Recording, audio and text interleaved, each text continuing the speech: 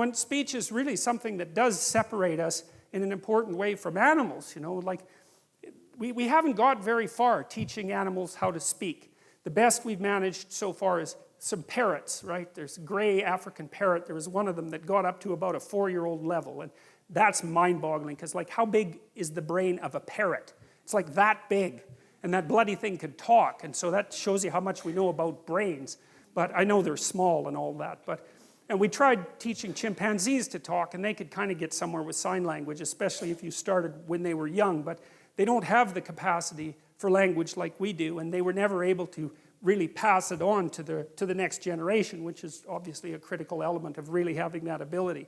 So human beings, we've used our linguistic capacity to parse up the world in a new way and to conceptualize it in a new way. And you can say that we're just like ants on this little trivial planet out on the edge of one of 100 million galaxies, and that what's happening here has no cosmic significance. But that's an arbitrary proposition, I mean, we're very complicated things, and whatever's going on this planet has to do with conscious reality. And the transformations of consciousness, for all we know, might be the most important things that happen everywhere. There's no reason to consider consciousness a trivial phenomenon. I mean, it's taken 3.5 billion years for you to develop the brain that you've developed. And human beings are amazing creatures. I mean, just a casual walk through YouTube and all those crazy kids that climb cranes and do that. What's that? Yeah, parkour, man. That stuff's unbelievable, I mean, human beings are crazy, crazy animals. There's almost nothing we can't do. And I'm very loath to assume that the transformations of consciousness that are described in the early stories in the biblical accounts are somehow cosmically trivial. It doesn't strike me that way, and it's certainly not self-evident. And even if they are cosmically trivial, whatever that means, the rocks don't care what you think. Well, who cares what the rocks think? First, they don't think. So I don't see why that's exactly relevant. But even if it's all the same to the cosmos, which is something that I doubt, it's certainly not just all the same to you, because your consciousness has a quality and it matters. Heidegger, for example, who's a philosopher whose writing sort of influenced me post hoc, because I recreated some of the things that he had talked about in the 30s before I knew much about him. But one of the things that Heidegger said was that the fundamental element of human being, of human phenomenology, was care. He said that that's the basic essence of your being, is that you care about things. And that's either negatively or positively, right? To not care about something or to hate it is still to be involved in care. And so, even if the cosmos itself is neutral with regards to our existence, we're not, and we're the only things that we know of that are conscious, and so, well, we might as well go with that. And there's no reason. See, I can't help but think that the constant attempts by people to trivialize the nature of their own consciousness has a dark side. I'm a psychoanalyst, and so I always think that way. It's like, well, first of all, if you as a being don't matter, then you don't have to do anything. It's a great justification for total lack of responsibility. And that really twigs something for me, because people who are bent, let's say, or vengeful or angry are always looking for a reason why they don't have to be responsible for anything. Plus it's a lot easier. And so the notion that consciousness is trivial immediately allows you to wander down that path.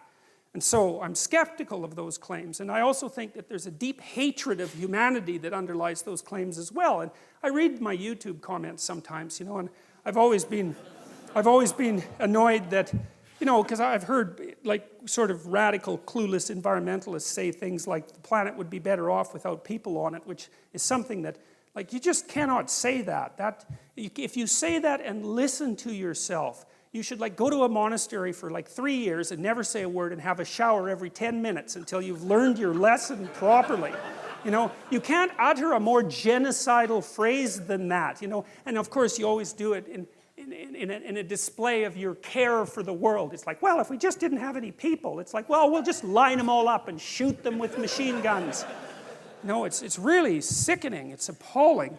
And there's a hatred for humanity that's at the bottom of it. And I mean, you can kind of understand why, because we're messy and, we don't clean up after ourselves. And, we're like raping the rainforests and that sort of thing. But I do have some sympathy for people because, we're hell on Mother Nature, but she certainly returns the favor. So, and that's a good thing to remember. A lot of what we're doing is just bloody well trying to exist with a relative minimum of pain.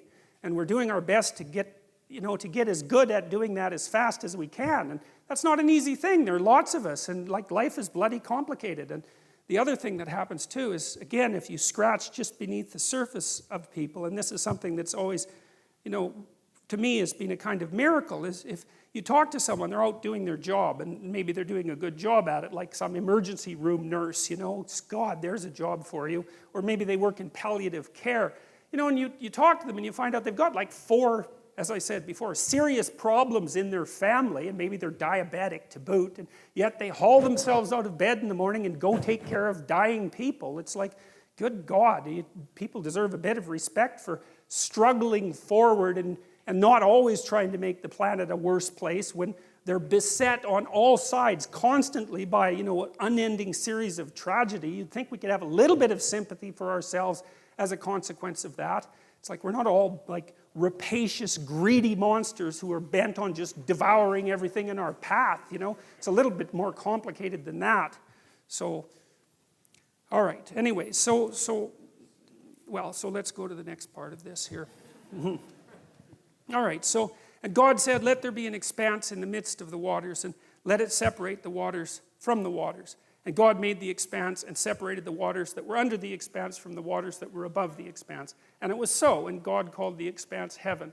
And there was evening and there was morning the second day. Well, to understand that, because that doesn't make any sense at all, really. So I think I told you a little bit about this before. So the world that's being created in this particular account is a phenomenological world. There's a disk of land, because if you go out in a field and you look around, you're on a disk of land, so that's pretty obvious. And then there's a dome on top of it. It's more or less held up by the mountains, and rain comes down, so there's water above the dome, because where else would the rain come from? And underneath the ground, there's fresh water. You can drill down and find that. And then around that, there's salt water. And so that's the world. And it's kind of an empirical world, because if you're a child and you just go out in a field and you look at the world, that's sort of what it would be like. And so that's the world that's being created. And so one of the things that is worth thinking about, and this is something Carl Jung was very interested in, is that these old descriptions are half geographical and half empirical, so sort of based on observation, and half psychological. So one of the things Jung was interested in, for example, was astrology, but mostly for a psychological reason, because there are stars up on the dome, and then when you look at the stars, you can imagine the shapes of the stars, and that helps you orient yourself, because as soon as you can see shapes in the stars, then you can recognize the constellations and you can orient yourself at night. But then the constellations become gods, say, and the gods turn into a drama.